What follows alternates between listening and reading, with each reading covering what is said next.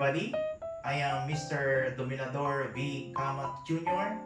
and welcome to our INSET 2023. And for today's topic, I am going to discuss about the formal request letter.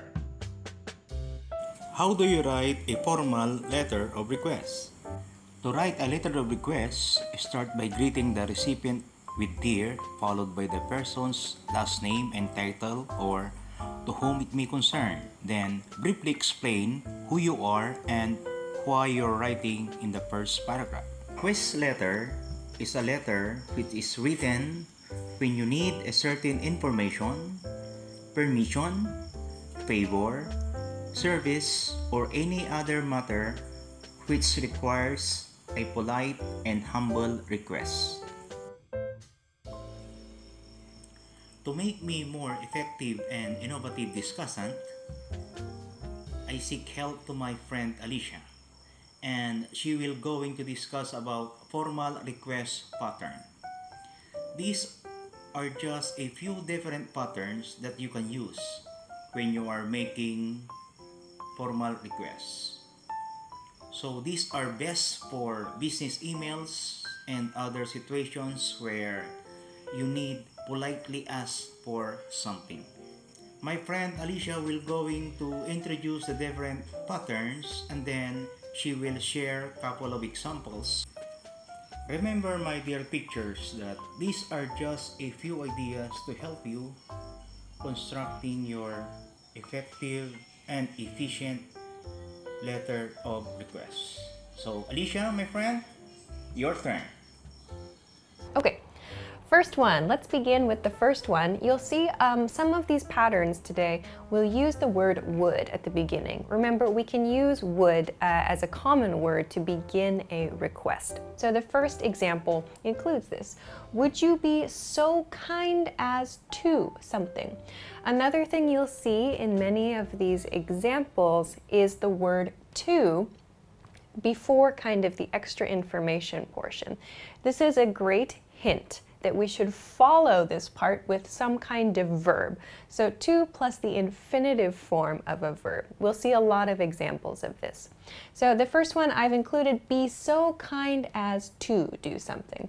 So this is making a request, and this part, be so kind as to, shows us that the speaker is asking for the kindness of the listener or the reader in doing this action which we're about to describe. So let's look at an example of this. Would you be so kind as to send me the files? So here the verb we're using is send. As I said, we need to follow this to with the infinitive form of the verb send, and send me the files finishes the phrase. So would you be so kind as to send me the files means please send me the files, but it's a more formal sounding request. You're saying, it would be really nice of you if you would send me the files. It just means please send me the files, but it sounds more polite. Okay, let's look at another one, similar. Again, this one begins with would and ends with to in the introductory part of this pattern. However, here we have possible. Would it be possible to? This sentence, or this pattern rather, this is another way of saying can you? Can you? But would it be possible to sounds much more formal than can you, or in some cases, can I? So let's look at an example of this one. Would it be possible to discuss this later? Would it be possible to discuss this later? Again, we have this to here, which shows us we should use the infinitive form of the verb, the regular form of the verb, to discuss this later. This part, would it be possible to, means can. So in other words, can we discuss this later? That's what this request is, but it sounds more formal. Would it be possible to discuss this later? We're connecting, if you're using this in speech, we're connecting these sounds. Would it be becomes would it be. Would it be possible? Would it be possible to discuss this later? Okay, so this is a good one to use for can situations. If you would use can in a regular request, you could try would it be possible to in a formal request. Okay, let's go along to the next one. May we ask you to? May we ask you to? This is a formal way of saying please. please, please do this thing. So again, we're ending the pattern with to. Here we have this kind of confusing maybe, may we ask you? So you know that we use may to ask for permission to do something, but we're also using ask. So really, this combination makes a very soft request. Here I'm using we. This we could mean your group or your company or your department perhaps. So may we ask you to is kind of making yourself sound quite humble. So you're kind of lowering yourself and making a request from the other person. But again, this just means please, please. We're just using a more formal expression. Again, we're going to need to use the infinitive form here because we see to at the end of this introductory section. So let's look at an example. All right, may we ask you to submit the application by tomorrow? So again, to, our infinitive form, and here, may we ask you to submit the application by tomorrow? I've phrased this as a question, really. If you're using please, you could just say, please submit the application by tomorrow, period, not a question mark. Here, because we're being formal and polite, we say, may we ask you to submit the application by tomorrow? So may we ask you? It's like you're asking permission to ask for something from someone, if that makes sense. So it's kind of a very soft expression. But we're phrasing this as a question here. Again, this just means please submit the application by tomorrow. Okay, on to the next one. The next one is also a possibility expression. Do you think you would be able to? So here we see would. Do you think you would be able to? This means that in the future, you're asking about someone's future abilities, something that someone could do or would be able to do in the future. So, do you think you would be able to? Verb phrase here. We should follow this with the verb. Again, this part, do you think you would? This is maybe kind of softening it. Instead of would you be able to, it's do you think you would be able to? Here as well, a pronunciation point, this you would, we reduce this to you'd. Do you think you'd be able to? Do you think you'd be able to in speech? In writing, we can use the regular form, the non-reduced, the non-contracted form. Let's look at an example of how to use this. Do you think you would be able to have it ready by tomorrow? So this could be a document, for example. Do you think you would be able to have it ready by tomorrow? If we want to make this really, really simple, do you think you would be able to have it ready by tomorrow? Is, can you have it ready by tomorrow? That's really what this means. It's just a very formal way of saying that. Do you think you would be able to have it ready by tomorrow? So it's quite soft. It's like giving the other person a chance to say, no, I'm really busy, but it means can you? Can you have it ready by tomorrow? Do you think you would be able to have it ready by tomorrow? Quite nice. Okay, let's move along to the next one. Again, we're starting this with would, so another soft request pattern. Would you have some time available to? So this is asking about someone's schedule. Would you have some time available? To verb. We need to follow this with the verb. So let's look at the example. Would you have some time available to chat about this? So again, here's our to, our verb, to chat about this in other case. This just means, do you have time to chat about this? But this, would you have some time available in the future, in other words? Or do you think that it would be possible to chat about this is another way to say that. So just a quite formal expression. Again, do you have time to chat, in other words? Okay, let's move along to the next one. For very kind of direct requests, but that are also formal, we can use a pattern like this.